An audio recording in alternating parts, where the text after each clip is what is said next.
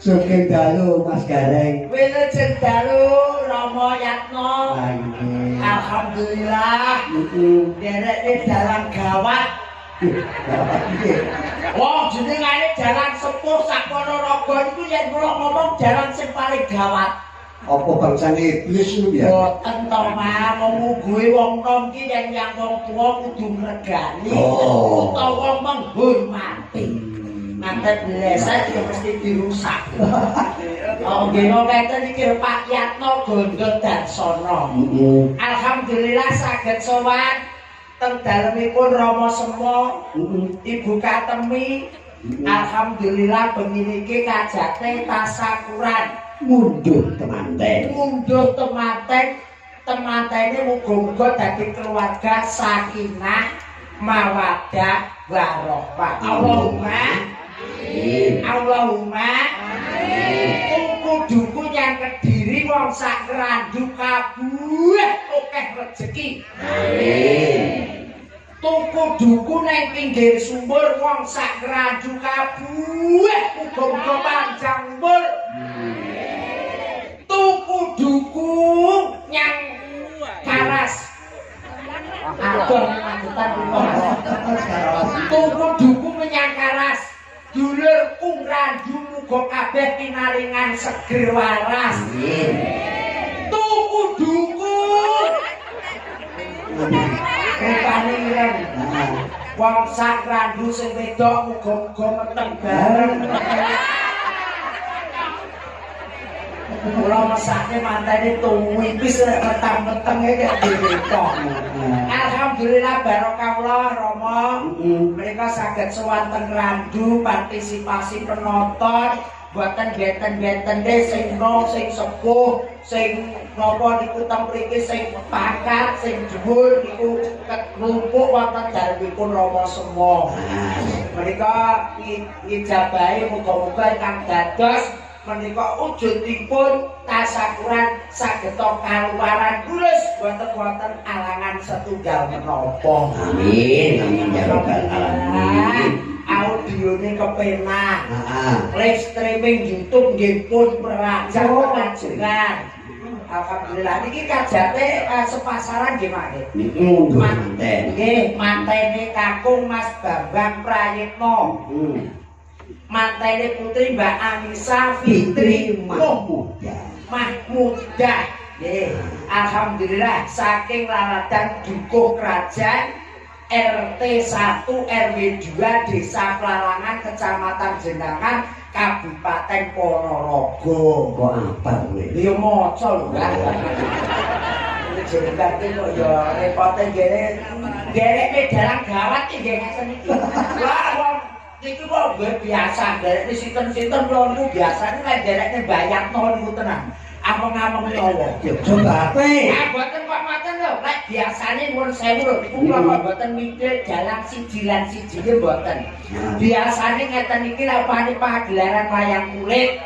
Niku yen pamane tiyatu dodol ora bakul kopi, ora bakul dolanan niku kan asale buka dasar kan paling-paling jam 4. Jam 4. Nek Bayatno dalu iki mboten. 3 tahun kepungkur ki saka dengok teko mriko sondong iki wis bakul akeh. Kuwi ora mung 3 tahun kepungkur. Pinten 10 tahun kepungkur lho. Condok gigi dekok mriko nggih. Wis kagian. Lha pinten nek jenengan pas mayang niku wau buka toko. Ini dari kebecut ya. Gemejuk mboten to Pak, kula nggih gemejok temawon kok nggih. Alhamdulillah sedaya muga-muga pinaringan laris. Amin. Ingkang dodol muga-muga laris dagangane. Ingkang teng mriki menika gadah unek-unek dan menika saged kaluwaran. Sing urung duwe dhuwit muga-muga akeh duwite.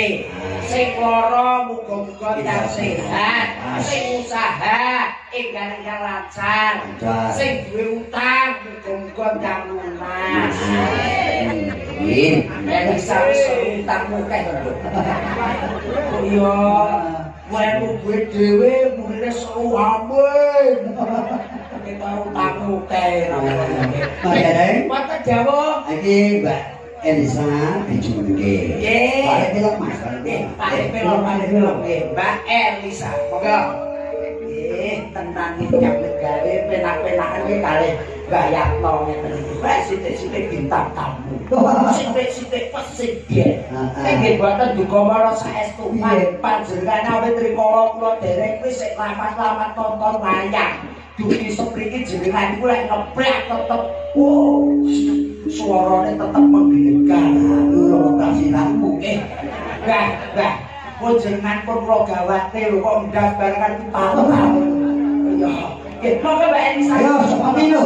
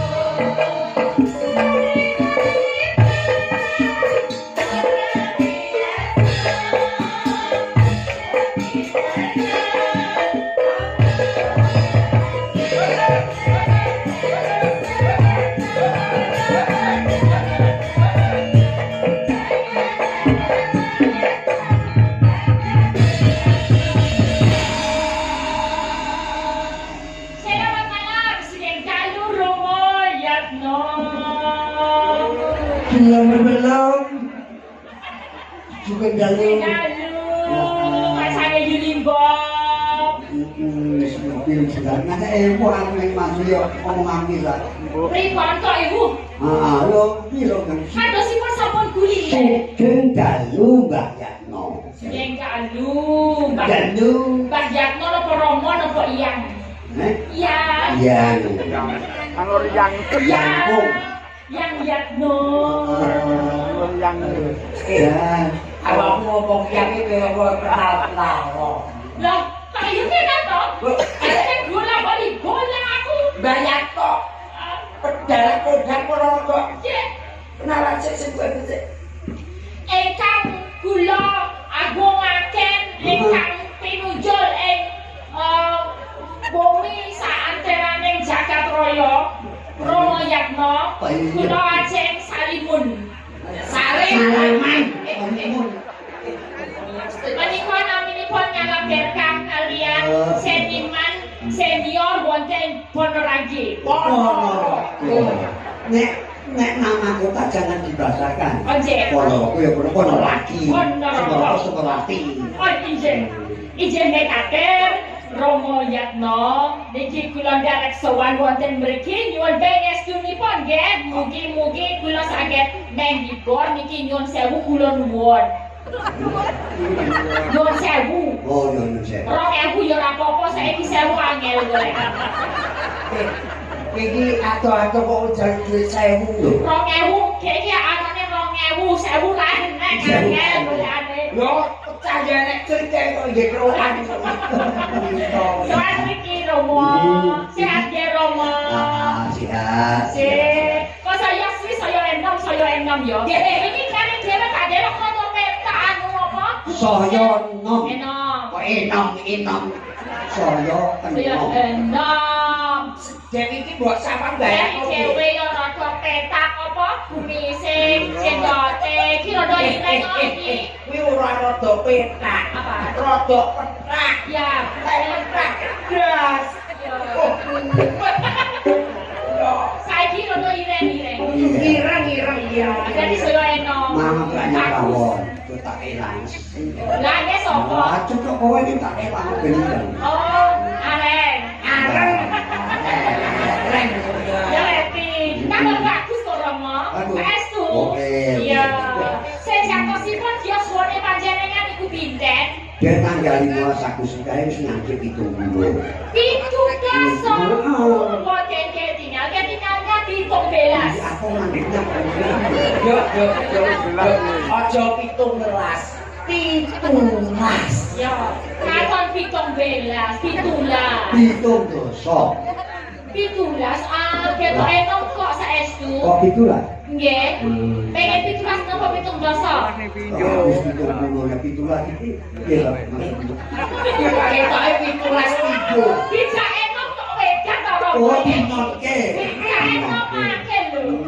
Nanti ketawise 17 tahun. Lah ini lho, dene kerep dijak ngene iki lho. Tidak nih.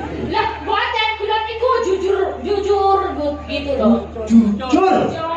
Jujur. Aku ora ngelem-elem apa, nek ketok ya tak omong tuwa, ketok enom tak omong enom ngono lho. Lah dene begini kok yakno katon. Katon enom timur ora pati ngulon.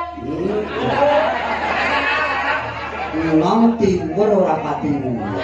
Iya ta pikir. Kok iso nek timur ki ora timur ora terus ngulon ora. Timur ora pati ngulon, ning ora iso ngalor.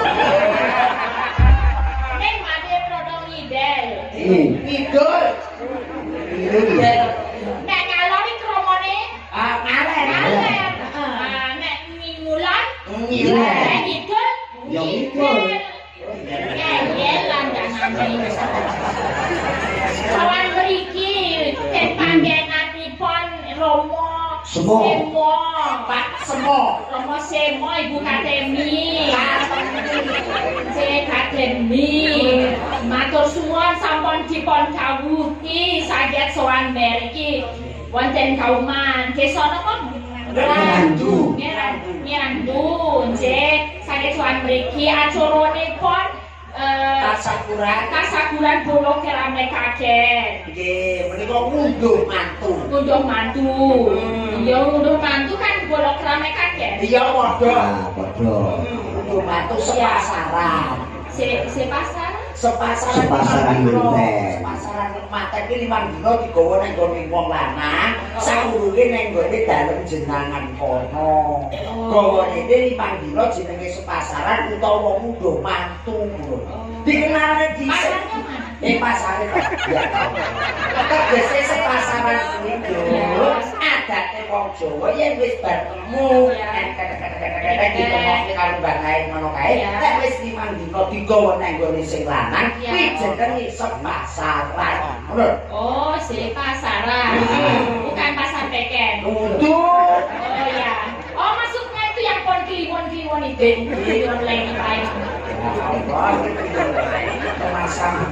Ya kuwi kok ya dipasne, kok ya dinane sampe. Ya dipilih. Lah upamane wong sing ngidem golek temu wayu ning jojo, lagi karo paing ora oleh. Ngono kae. Karo paing nekane ngopo emang?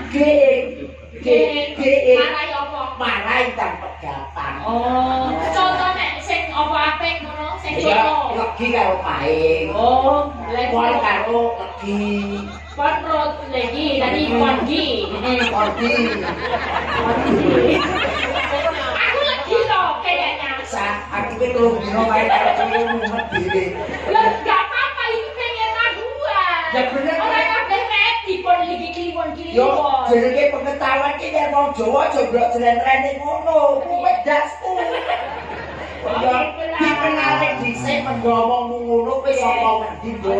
Dikenale dhisik. Kayak kadang sipon pun boten nopo asing malih dilalai pun nggih pun asring sowan pun rogo menika namung mbok menawi dese wonten tamu nggih tamu Ya tamu. ya engkang iki sinden model opo kula derek Sepang kula Elisa Urcanus Alaso Belas ora mungkin. kakus mau apa kakus barang terus ketemu bola balu loh yang Lah, aku ini lalen, gampang lalen. Jadi Elisa Sol kakus alaso. loh sok kakus Aku dikan bayar to, aku berjoni kok. sok kakus si jumblek terus jeneng apik-apik padake jumblek kakus Alaso Dikenale dhisik saka ndi bapakku sapa. Bapak Teko, Bapak Seko Toli-Toli, Mas. bapaknya saka toli-toli. Toli-Toli. Bapakku sapa? Seko Toli-Toli. Toli to. Toli-Toli. Ngopo kok ya ngono wis tau rumpon kon. Ya wis toli-toli mesti bapak. Mesti bapak. Ya lek ibu ya kudu toli-toli. Udah ibu lambelu. Ibu ini Lambelu. lambelu. Iya, cincir mau. Jadi bapakku saka toli-toli, ibuku saka lambelu. Lambelu kok lambelu? Ora ya lambelu. Lambelu. Cincir. Jadi Jadi ini gua iki ya cocokku iki ya saya. cocok. Apa? Gonan kuwi. Lambe. Lambelu sesuk dolan rono. Nek Palu, sing Palu kowe munggah gon kopi. Sing gon kopi murun Doboli. Loh, Doboli pindah kono poso mikun lambelu. Ya Allah, ya muga kula ngantek anu ngantek ambeien lho. Lek dobol iki lek kene ambeien kuwi. Dobol iki ambeien sampe jawab bae. Doboli. Oh, toboli, tapi kira doboli. Kalah. Karena nom ya botek. Lho ora budek nek iki wong Sosok sinten apik kaya botek. budek. Derek Melayu Bagio anjenipun polo krame kaken menika saudara Tambang yang versus saudari Lali jenenge. Anissa, Oh, lali kok ya. Mbak Anissa. Anissa nggih mugi-mugi langgeng anjenipun bebrayanipun Kok sakniki dumugi sak puputeng Yosua sak rejaning zaman. Kalau asli banget ya. Pokoknya nek aja mung kakek-kakek nenen-nenen bae. Pokoknya sak kampungnya Yosua di awet setunggal selamulungunyu. Kakek-kakek inden-inden. Kakek-kakek nenen-nenen kuwi. Gawat. Senengane bareng. Maksudnya kan kakek-kakek itu kan kakek. Kakek. Ya nen kakek ngaket, nenek nenen, kakek nenek, kakek nenek. Yo wis ora kuat oleh wis kakek. Elisa. Iki sing kagungan kersa nyebake nawala. J. Waalaikumsalam warahmatullahi wabarakatuh. Sugeng dalu Mbak Cangi. Saking kula Pak Kadi, Pak Tono, Pak Sarip, Nuluk Lor. Ugi ingkang kagungan kersa Pak Mo. Nyuwun ikhlasing penggale Mbak Elisa supados dalang pelangkun patih sepeda boten Pak sepeda. Nah, iki request. Oh iki apa? Adeke nopo niku? Ajekan pelang sedilo. Era.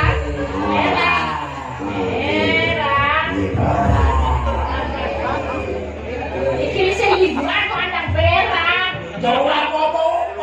Aku munane segomah. Liburan kan salah lain-lain bebas. Bebas. Salah lain-lain. Acarane sopo karo sopo? Ya, anu nih. Nah, siji Mbak Elisa golek sik. Hati-hati iki jarane asal gini ora ngene.